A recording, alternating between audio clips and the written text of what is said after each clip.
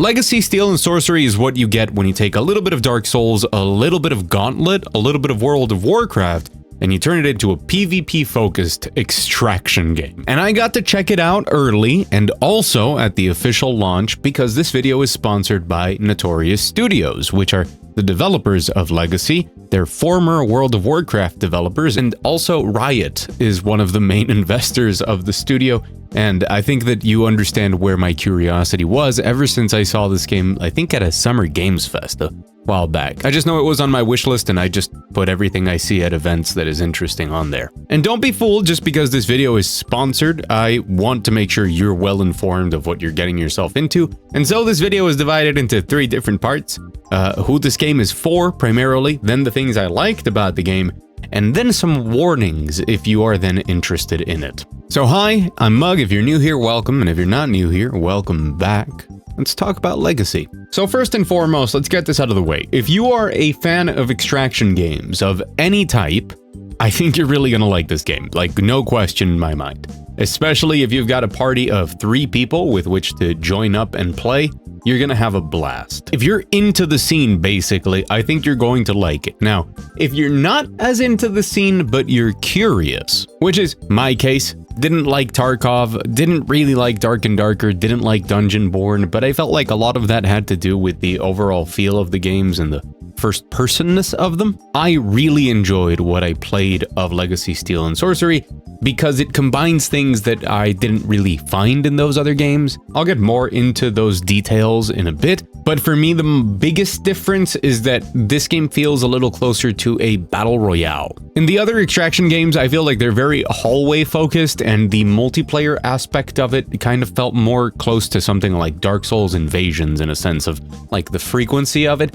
While the general structure of Legacy, Steel, and Sorcery is more that you get dropped into the map. In this case right now, it's just the Greenwood, that's what's available right now. It's a pretty big map, there's a bunch of different POIs, and you go around the map either alone or with your party, having chosen one of the 4 classes that are currently available, and you kind of want to delve into some mini dungeons, some hallways, take on some of the bosses there to get your loot, and then extract out, but you're constantly seeing other groups of people and other solos just around the map. One of the best parts about this game is the audio, the atmosphere that it creates, and just noticing the sounds of other players in the distance is a really big thing in creating tension here. But this feeling of just running around a map and knowing that there's a bunch of other people around there,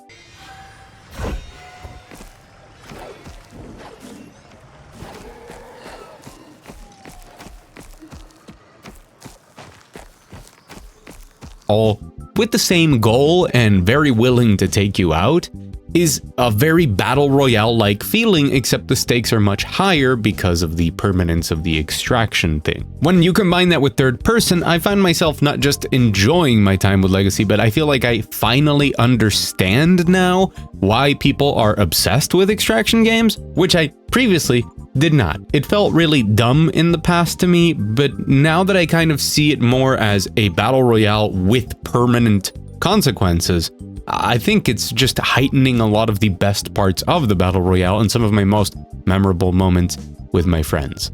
I say that with a sad face because my friends don't play video games anymore. But we will never forget the interminable nights of playing Warzone during the pandemic. So now you've got a basic gist of the game. Jump into the map with your character, go out there, get some loot, be that alone or with a party, explore the map, explore the different areas, find the different bosses, take them down, get out. But the focus of Legacy is very clearly on PvP, and I say that because while I do like a lot of the movesets that the characters have, each of them has different weapons with more of them planned, you can tell that the design of the movesets and the abilities that every class has are designed for PvP. And I'm happy to report that PvP works pretty damn well. Certain classes feel a little bit unfair until you kind of learn to deal with them. So for example, there's a lot of rogues out there right now just being invisible and ganking people, and just it can be infuriating. But then you hook them with the barbarian and you just one combo them to death, and then you feel awesome. I also feel like in a good party, having at least one of the ranged characters being the huntress or the priest is just huge. So if you're going out there with 3 people, make sure at least one of them is that. But that does lead to situations, especially as you probably get later on in the game with a lot more gear involved, that feel a bit unfair. But that more emergent side of the game is also the appeal, I guess, for a lot of people, at least it was for me, that sometimes what might have been a very losing fight can turn into a perfect ambush where you come out with glory and loot. It just sucks to be on the receiving end. Each of the different character classes have their own intricacies, be it their resource bar. So for example, the barbarian builds up rage that you then spend on your abilities. The priest has to regen mana and also has a secondary resource for healing. So for example, the barbarian is the class that I put the most time into in the pre-release because they've got the death ball, which is just it's this ball and chain that feels amazing to smack people around with. It's got its own set of different combos, and in the case of the barbarian, it's where I realized just the amount of depth that there is in the combat is just right for me, at least. So like one of the moments I was like, oh, this is cool, is that the standard barbarian axe that you get, you can do a 3-combo swing that's horizontal or a 3-combo swing that is vertical. But if you alternate between horizontal and vertical, you turn it into a 6-string combo, which can just stun lock people very hard. And at any point in any of the combos, you can hold down the mouse button to charge up that attack. And then you can switch to the death ball, which is objectively the best weapon, and then throw it out and stun people. Or just like throw it out with a little bit of blocking that you have with the death ball. It's not as good as the shield, and it's not like the axe that can't block, but you can block, but also just throw it out for some extra damage, a bit of a ranged option. But you can also throw javelins. There's stuff, okay? There's stuff going on with the combat, and it felt at times reminiscent of a Dark Souls that was a bit more brawlery. Now, I don't think that all the classes are created equal. I didn't really like the feel of Rogue at the moment, but I also don't really enjoy the playstyle of this type of rogue. I like the more rogue all-in assassin type, and this is more of a stealth rogue. Normally, that is my main class, who would have guessed, but I just didn't really vibe with it or its weapons in this game, and equally, I didn't really enjoy the Huntress. It felt kind of like, it's cool, it's okay. But I think the Barbarian felt really good to play, and I think the Priestess is just so cool. I think that the feel of playing the Priestess and the kind of complexity and stacking, charging, and setting up like chains of your spells on things at the right time looks and feels super cool. I have no idea why, but it gave me a little bit of a vibe of Risk of Rain 2, specifically for some reason the Artificer in that game. Very specific reference. I'm realizing now that not many people are gonna get what I'm talking about, but if you do, I don't know why, but it's just cool, and I liked it a lot. If the Priestess were like a character in a character action game, like in a Souls-like, that I would play that game all the way through, no question.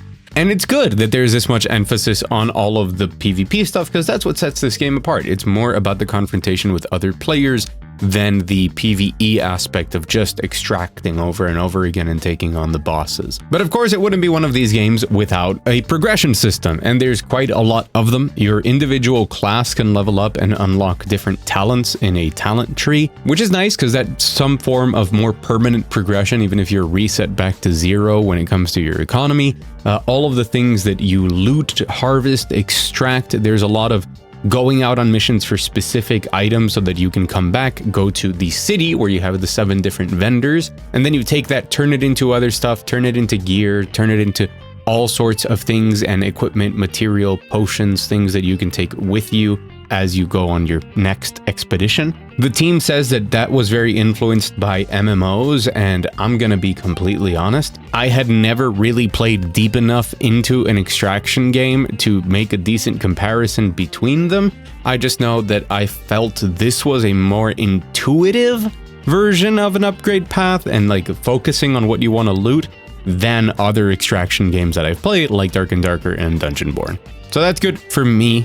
Maybe not good for other people, I don't know. And what I'm getting at with all of this is that if you already love extraction games, you're probably already excited for this game. But if you're not, and the idea of something that feels a little more Souls adjacent and more Battle Royale-ish sounds cool to you, I think you're gonna like this. I don't know why, but like when playing this game, I just got a lot more of a feel for things like a Fortnite or a Supervive. I guess the aesthetics might help with that. They're a bit more cartoony in this game, which I also enjoy. I like some color than I did any of the other extraction games that I've played. So this might just be for you the game that also makes you understand or appreciate why people obsess over the genre. And I think that is interesting, because if you're doing something different, I think you have a chance instead of just trying to take the crown from whoever's at the top at the moment.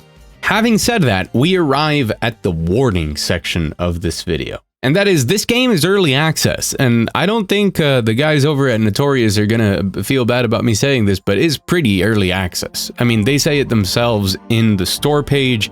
It felt very early access when I was playing the pre-release demo, and I waited until launch to confirm the state of the game and how the servers were running afterwards. They were not running great, like the first 4 hours that the game launched. That was not good, but the team responded super quick. There's been like 3 hotfixes since the game launched with the patches and fixing things. They opened more servers to make sure that people wouldn't be crashing. They patched out some of the more egregious bugs that popped up in that short amount of time. And that's awesome. It's great to see developers that really care about their game. And that sort of quick response, I think, is really important with an extraction game especially. But that doesn't change the fact that the game feels like it's still in a very early state. Now, that's not necessarily a knock against the game. It's more of a warning, because I know a lot of people, at least in my audience, do not like early access. And I think everybody has a different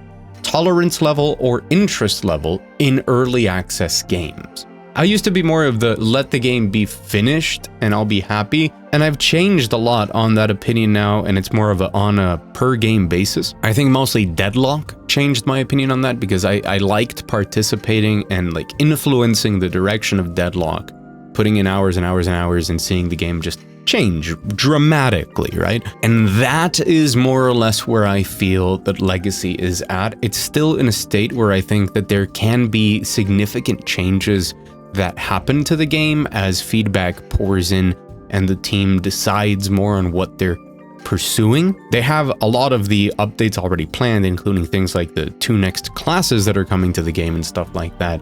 But I think a lot of the other stuff regarding polish, or maybe how some systems work, cooldowns, damages, certain gear, all sorts of stuff, is probably going to change.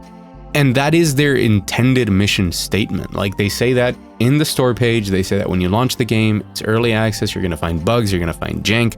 This is not a finished game, and they want to include the community in that. I think that can work really well if you have a great game on your hands that people want to play and be part of that process for, which it seems like the game is doing well so far, but not everybody's gonna like that. So if you find yourself interested by some of the things I've described here, if you think that this is like an interesting experience or something that you would have some fun with your friends doing, but you don't like early access, maybe just wishlist it, put it in the back of your mind, and wait for a bit more of the game to be there. And if you are one of those people that for a game like this likes to be on the ground floor, likes to give feedback, likes to get deep into a community, I mean, there you go. That's what's going on here. But I think it's really important to note that early access state of it for a lot of people. And there you go. That's how I feel about Legacy, Steel, and Sorcery. I really like these opportunities that I get to do these sponsored videos for games that I already was aware of and like was interested in. And I'm also very grateful of the freedom that the developers give me in just making a video that's just the type of normal video that I would make, instead of doing like some boring, here's everything you need to know about Legacy or something. I thought it was really cool, and I really enjoyed discovering what that like pit in your stomach feeling of having really good loot and knowing that you're alone and you see people fighting and making this decision of like, should I go and try and kill both of them, or should I run away right now? That I've heard so much about, but never really experienced in the other times I've tried out this subgenre before. And even though I can't say they're not for me, I will not soon forget some of my encounters. And that to me is the reason people play these games. And This one has that, so there you go. Now, as always, if you enjoyed the video, hit the like button, all the usual. Thank you so much for watching, and a very extra special thanks to the patrons up on the $1 patron wall for supporting everything I do. Another extra shout out to Notorious Studios for inviting me for this process, for the early testing of the game, for sponsoring this video, all of it. I've been Mug. As always, go out there, enjoy some great video games, and I'll see you again very soon.